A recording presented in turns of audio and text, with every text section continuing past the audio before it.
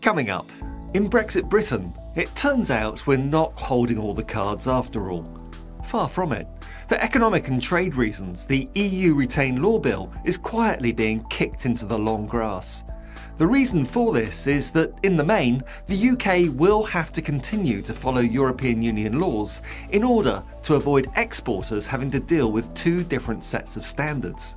This fact of life leaves the UK as a supplicant country to the EU, being forced for commercial reasons to follow EU laws, while, thanks to Brexit, it has no further say in those laws.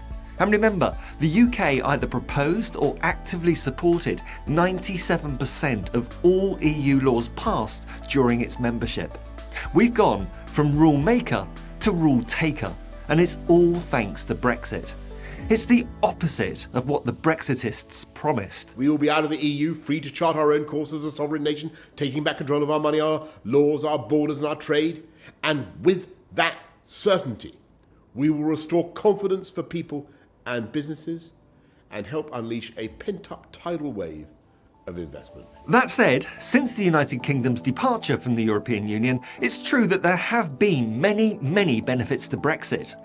Unfortunately for us here on Brexit Island, those benefits have turned out to be exclusively in favour of the European Union and all those bloody remainers in EU member countries. Stay tuned. I'd really appreciate it if you'd hit the like button, subscribe, and above all, share a link to this video with your social media contacts. While we in post-Brexit Britain face stubbornly high inflation, an economy 5.5% smaller than it would have been without Brexit, and a 17% decrease in trade as a direct result of the historically idiotic decision to impose trade sanctions on ourselves, the European Union is counting its blessings following the UK's departure from the club. There are a number of Brexit benefits being enjoyed by the remaining 27 European Union countries, which makes it hard to believe that the UK will be welcomed back into the bloc anytime soon. The first benefit is that the EU has ridded itself of its most querulous member, with the UK always fighting for exemptions, rebates and changes to EU rules to benefit itself. British exceptionalism always stood in the way of further European unity and cooperation. Post-Brexit, the remaining four major EU economies of Germany, France, Italy and Spain have been able to work more closely together on issues such as trade, security and defence, which were previously complicated by the UK's more cautious approach to EU integration. This has led to economic growth across the bloc as a whole, far in excess of the performance of the post-Brexit UK economy. A second benefit of Brexit for the EU has been a refreshed sense of purpose within the EU. The major ruction of losing its second largest economy has also provided the EU with an opportunity to redefine its priorities and focus on internal reforms. With the UK no longer part of the EU, the remaining member states appear to be more motivated to work together and strengthen their cooperation in order to fill the gap left by the UK. And it seems to be leading to a more united and cohesive EU.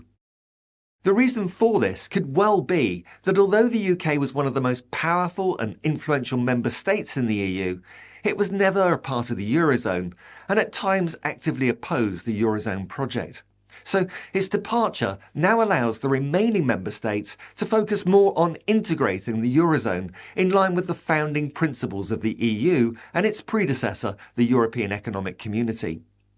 And despite the lies of the Brexitists that we never signed up for anything more than membership of an economic community, here is what the original 1957 Treaty of Rome said, predating the UK's membership by a full 16 years. The European Community is determined to lay the foundations of an ever closer union among the peoples of Europe. And Article 2 of the treaty also promoted the spirit of closer union in its description of the aims of the community, ending with closer relations between the states belonging to it. The UK as a member acted like a handbrake on this constitutional objective, with our former pig-loving Prime Minister David Cameron having this to say about ever closer union back in 2014.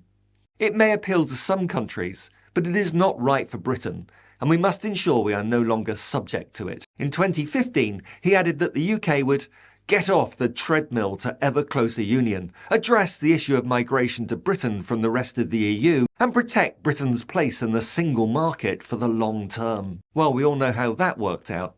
But you can see how those sort of attitudes being removed from the EU through Brexit would be a great benefit to its ability to act in a unified and streamlined fashion moving forward.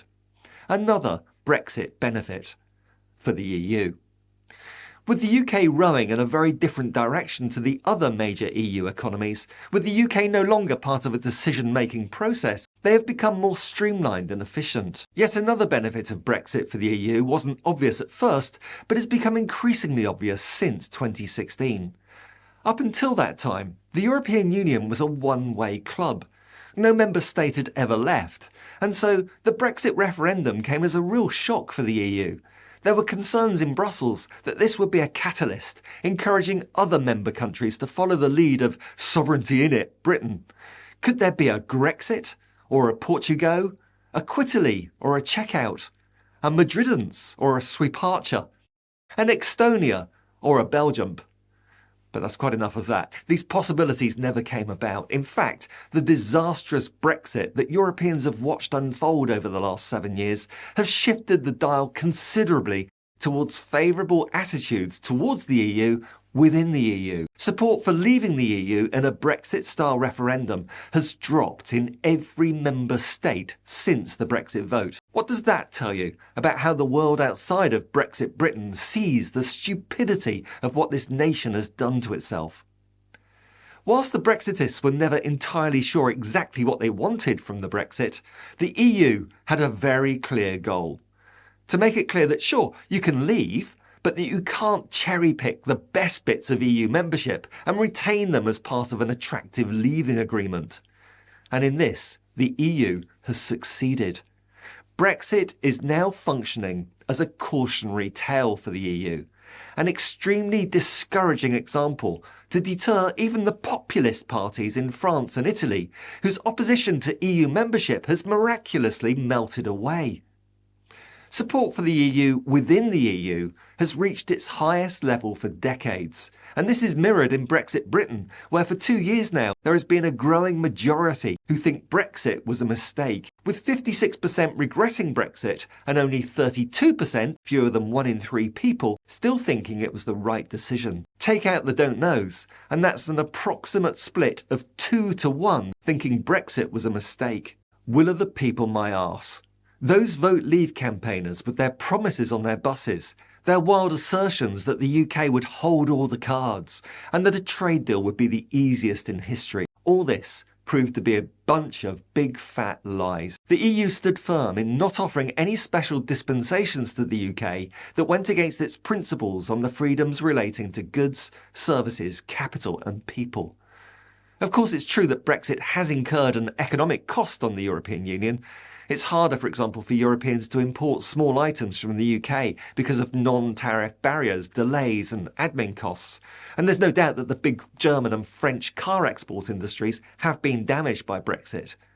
But remember, it was the German car manufacturers in particular that the Brexitists always claimed would come to the rescue of the UK and ensure we won dispensations and concessions from the EU. Well, that never happened.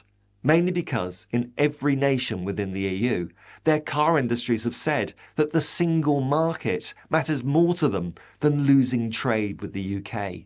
The UK exports around 42% of its goods to the EU, but the EU only import around 9% of its total goods from the UK. We held all the cards, did we? There are people in prison whose crimes weren't as bad as those liars and charlatans that brought about Brexit. There has been and will continue to be in the medium term a 4% contraction of the UK economy due to Brexit, according to the Office of Budget Responsibility, with other independent experts suggesting that figure is more like 5.5% when compared to a doppelganger UK economy, comparing Brexit Britain to a Britain within the EU in 2023. The Brexit benefits for the EU haven't been counterbalanced by Brexit economic harms in quite the same way that the UK economy has suffered. And there are also other non-tangible benefits to Brexit for the EU that was brought about by the way the Tory government went about trying to secure a favourable deal. The Brexitist strategy was to send over the idiot squad, the likes of David Frost and David Davis, to talk directly to France, Germany and other countries individually to try to break EU unity. You may remember that the UK had to agree quite early on in the negotiations to pay £35 billion to fund future bureaucrat pensions.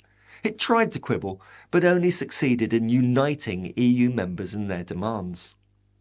The overwhelming benefits of Brexit for the EU and the clear punishment the UK has inflicted on itself through Brexit were partly what led to the bloc feeling able to grant some concessions when agreeing to the Windsor Framework, allowing for a solution to the perceived problems with the Northern Ireland trading arrangements. As any team manager might say, you don't mind conceding a consolation goal at the end when you're already winning 27-0. Finally, let's not forget the number of jobs that have been lost in the UK as they've been moved into the European Union, particularly in the finance and banking sector. Amsterdam has overtaken London now as the biggest share-dealing hub. The European Medicines Agency left their Docklands home with all the jobs in that agency moving back to the EU. Tesla plumped for Berlin rather than anywhere in the UK for their European mega factory. Arch-Brexitist Jim Ratcliffe of Ineos reneged on his promise to build the new Grenadier Land Rover replacement in the UK, plumping instead for a site in Austria within the EU. And just this week, Citigroup, one of America's largest banking groups, is following many of its banking sector competitors by preparing to shift more business from London into the European Union. And I could go on and on and on. For the European Union, 7 years after the referendum, it's hard to see how Brexit could have gone any better. It's true, there have been many, many Brexit benefits, both expected and unforeseen. Unfortunately for Britain, they're exclusively, without exception, benefits for the European Union. Welcome to the Brexit, sir. I'm sorry. Oh my God.